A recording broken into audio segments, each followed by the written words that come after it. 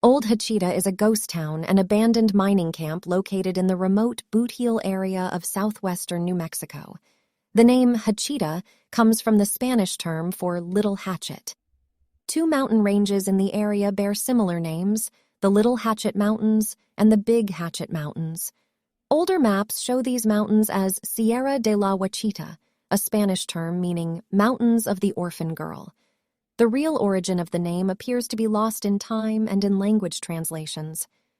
Before the Spanish explorers discovered this area, bands of Apache Indians roamed freely in this region.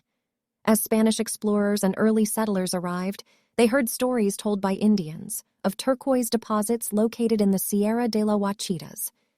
In the early 1870s, prospectors began working the area, discovering not only turquoise but lead, copper, and silver as well.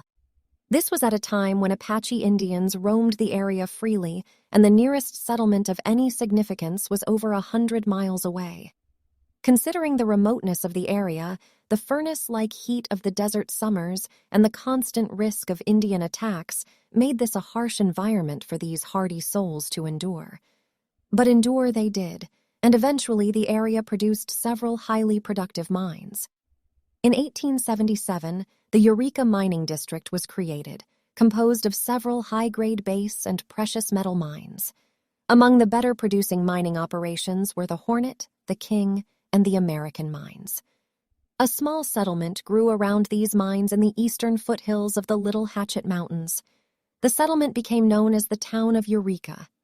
In late 1880, construction of the Southern Pacific Railroad came within 45 miles of this area as it was being built eastwards from Tucson, Arizona, toward El Paso, Texas.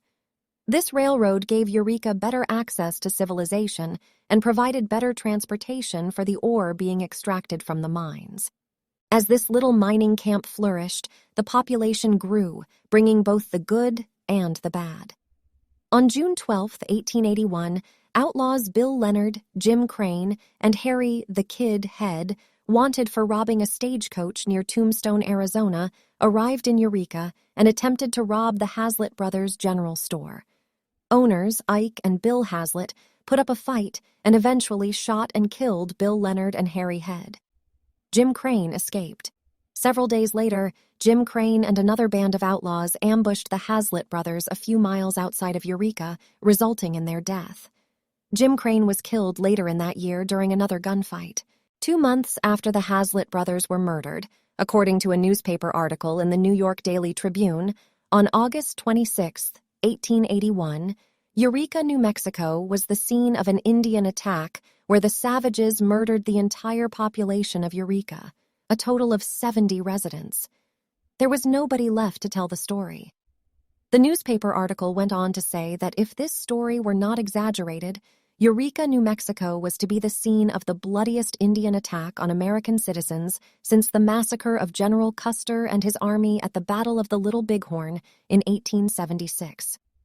Despite these setbacks, this little town refused to die. The town was repopulated, rebuilt, and flourished once again.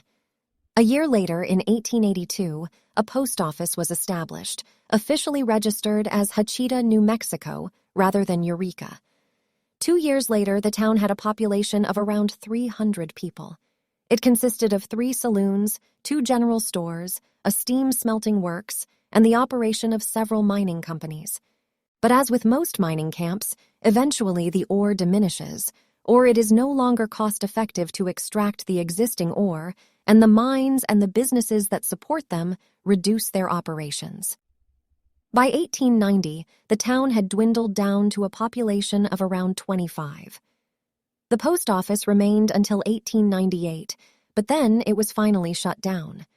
In 1902, construction of the El Paso and Southwestern Railroad brought their tracks within just a few miles from the town.